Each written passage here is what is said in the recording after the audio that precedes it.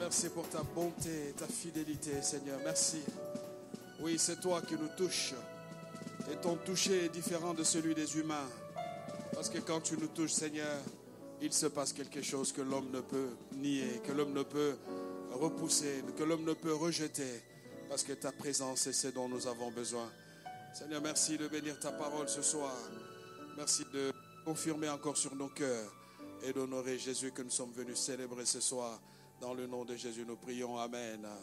Est-ce que nous pouvons acclamer notre Dieu? Alléluia. Je sais que chaque fois que j'ai l'occasion d'être dans une église, parce que chez moi, chez nous, on chante en français, vous voyez, c'est un peu compliqué. Du Hillsong, de ci et ça. Et parfois, la louange, la vraie, ça me manque. Et chaque fois que je suis chez le pasteur Noëlla, je lui dis, mais bon, je viens faire ma réserve d'énergie. Et comme je ne suis pas chez le pasteur Noëlla, je suis chez le pasteur Hugues, j'ai dit, je fais ma réserve. Parce que quand je vais rentrer, je sais qu'on va franciser et tout. Et parfois, c'est un peu compliqué. Vous savez que les Français, ils ne sont pas faciles à vivre. Mais bon, que Dieu soit loué. Amen. Est-ce que vous êtes là ce soir? Que Dieu soit loué. Je suis content. En tout cas, je ne vais pas monopoliser la parole parce que ce soir, le but est de célébrer Dieu. Nous sommes dans un moment de célébration. Je voulais juste partager l'histoire courtement dans le temps qui m'est imparti. L'histoire de la faveur bouleversante de Dieu. Dis à quelqu'un, la faveur n'est pas compréhensible. Il n'y a aucune logique dans la faveur. Je ne sais pas si vous avez déjà réfléchi à ça, mais il n'y a aucune logique dans la faveur. Parce que Dieu fait ce qu'il veut. Il le fait quand il veut, il le fait avec qui il veut. Et donc si vous cherchez à rationaliser, à comprendre d'un point de vue rationnel la faveur, vous serez totalement désemparé et vous ne saisirez absolument rien. Et donc nous sommes dans Romains chapitre 9, versets 14 à 16. La Bible dit, que dirons-nous donc ? Y a-t-il en Dieu de l'injustice? Loin de là. Car il dit à Moïse, je ferai miséricorde. À qui je fais miséricorde? Et j'aurai compassion de qui j'ai compassion. Ainsi donc, cela ne dépend ni de celui qui veut, ni de celui qui court, mais de Dieu qui fait miséricorde. Dis à ton ami, Dieu m'a fait miséricorde. Nous sommes en train de conclure un grand moment. Dis à ton ami, moi, Dieu m'a fait miséricorde.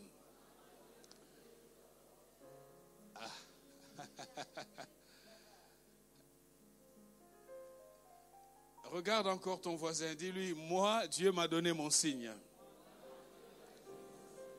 Vous savez que je vous regarde, hein? Je regarde vos bouches si vous êtes convaincus. Dis-lui que mon signe, je l'ai reçu.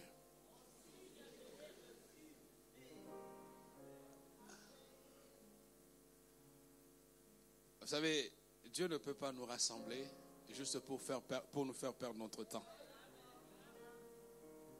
S'il a convoqué ses assises, c'est parce qu'il est fidèle. Alors tu vas lui dire, j'ai obtenu miséricorde.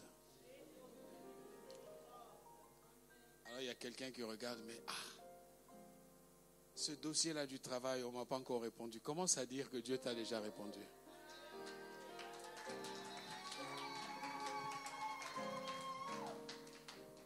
Parce que dans la grâce, dans la faveur de Dieu, il n'y a rien de rationnel. Il n'y a aucune logique.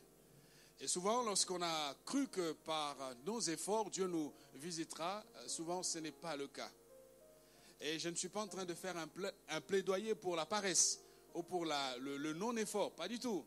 Ce que je veux que nous comprenions, c'est que la faveur de Dieu est quelque chose que nous ne pourrons jamais en saisir. 3 choses dans l'histoire de Ruth. Si vous lisez avec moi Ruth, le livre de Ruth, chapitre 1, verset 16, parce que cette femme va être à la base de ma courte méditation, et après quoi je rendrai le micro au pasteur pour nous conduire dans un court moment de prière, puis nous allons continuer avec la louange. Ruth, le livre de Ruth, chapitre 1, verset 16 à 17, nous lisons. Ruth répondit, « Ne me presse pas de te laisser, de retourner loin de toi. Où tu iras, j'irai. Où tu demeureras, je demeurerai. Ton peuple sera mon peuple, et ton Dieu sera mon Dieu. Où tu mourras, je mourrai, et j'y serai enterré. Que l'Éternel me traite dans toute sa rigueur, si autre chose que la mort vient à me séparer de toi. » Je vais prendre le même verset, nous allons le lire dans la parole de vie. Il est dit ceci, « Ne me force pas de te quitter pour rentrer chez moi. Là où tu iras, j'irai, et là où tu habiteras, j'habiterai. Ton peuple sera mon peuple, et ton Dieu sera mon Dieu. Là où tu mourras, je mourrai, et là on m'enterrera. Que le Seigneur me punisse très sévèrement, si ce n'est pas la mort qui me sépare de toi. » Il y a 3 choses que je voudrais partager avec nous pendant que nous concluons ces instants. Si vous voulez que la faveur de Dieu dans votre vie s'exprime d'une manière qui va étonner autour de vous, le premier élément très important, c'est ce que Ruth va appliquer, c'est qu'il ne faut jamais, alors jamais, négliger l'importance de l'engagement. Je vais reprendre. Ne néglige pas l'importance de l'engagement. Pourquoi? Parce qu'il faut savoir que l'engagement est la source de toutes les ressources. L'engagement est la source de toutes les ressources. Connaissons l'histoire de cette femme. Elle a vécu ce qu'on ne souhaite à personne ici. Vous êtes jeune, vous vous mariez avec quelqu'un et très rapidement vous allez assister à son départ, à la mort. Et vous savez, lorsque vous êtes jeune, plein d'idées, de projets, vous vous projetez, vous dites, mais ma vie, je veux qu'elle ressemble à ceci, à cela. Et Ruth va assister à un drame qui arrive dans sa vie. À un drame qui va mettre un coup d'arrêt sur ses ambitions, sur les projets qu'elle avait. Et je peux imaginer ce que l'on pouvait se dire. Peut-être des copines autour d'elle qui se disaient, mais voyez, elle a essayé de se précipiter, mais voilà que le sort s'acharne sur elle, son mari est mort.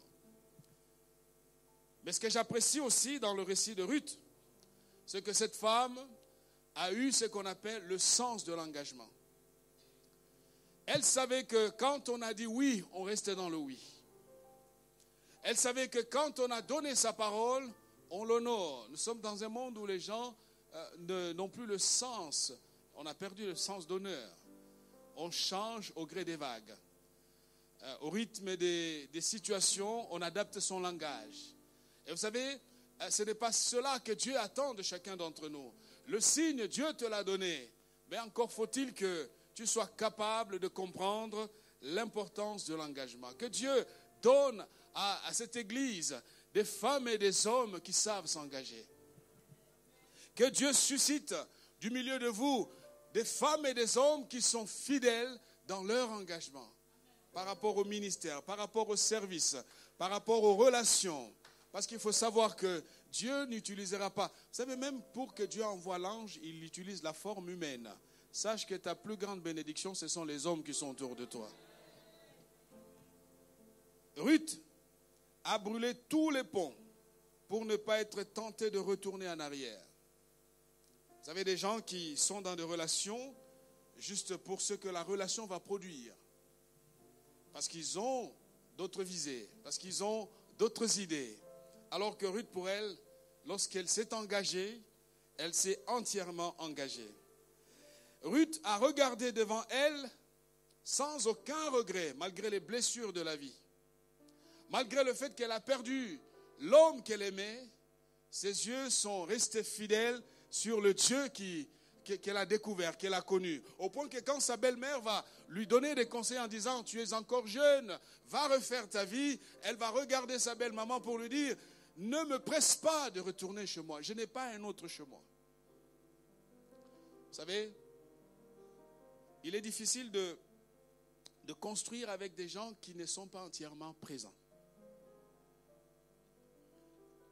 Vous n'irez nulle part avec quelqu'un qui a un pied dedans, un pied dehors. Même à Israël, Dieu a contraint son peuple de prendre position. Parce qu'ils avaient physiquement quitté l'Égypte, mais leur cœur était resté en Égypte. Ma sœur, je vais te dire, ce n'est pas parce que tu es dans cette église que tu aimes cette église. Encore faut-il que tu sois entièrement donné, sans aucun regret, sans aucune arrière-pensée, sans aucun autre projet. Elle avait la conscience que l'engagement est quelque chose que Dieu attend de chacun d'entre nous. Vous savez, lorsque vous êtes engagé, c'est alors que le Dieu de l'engagement entre en action. Parce que voyez-vous, Dieu est le juste rémunérateur. Il voit de son ciel tout ce qui se passe, quel que soit l'endroit, quel que soit le contexte, Dieu voit tout ce qui se passe. Et quand Dieu a vu le cœur sincère de Ruth, le Seigneur lui a préparé bien au-delà de ce qu'il pouvait imaginer et penser. Parce que vous voyez, une étrangère qui n'avait aucune ressource, dont on ne pouvait même pas jeter un regard agréable, Dieu en a fait une femme qui est rentrée dans la lignée messianique. Elle est devenue une descendante de notre Seigneur Jésus-Christ. Je veux te dire ceci, les échecs d'hier sont d'hier. Sache que l'avenir que Dieu a pour toi est un avenir glorieux. Encore faut-il que tu comprennes l'importance de l'engagement. Ne fais pas des choses parce qu'on te regarde. Fais des choses parce que tu sais que Dieu te regarde. Touche, attache-toi. Vous êtes jeune, dans l'église, donnez le meilleur de vous-même. Portez l'église plus loin. Soyez-en des artisans. Quand vous êtes chez vous, vous dites, Dieu m'a fait grâce de travailler à cet endroit, voici ce que nous avons fait. Parce que c'est un travail d'équipe, c'est un travail collectif. Ne relâche pas ta main, ne recule pas, ne retire pas tes efforts. Donne-toi entièrement. Tu sais, c'est Dieu qui rémunère. C'est Dieu qui rémunère. S'il ne le fait pas ici, sous une forme ou d'une autre, il le fera ailleurs. Parce que sa présence et sa promesse sont irrévocables. Nous concluons, nous terminons. Je suis là pour faire ce plaidoyer. L'engagement. Parce qu'en fait, c'est dans l'engagement qu'il y a ta bénédiction. C'est dans l'engagement que le Seigneur ouvrira des portes. C'est au travers de l'engagement que le Seigneur accomplira bien au-delà. Parce qu'il est le Dieu qui, sans cesse, a son regard fixé sur ceux et seuls qui sont fidèles. Deuxième élément, c'est que Dieu fera de toi un pôle d'attraction. J'aimerais te le redire.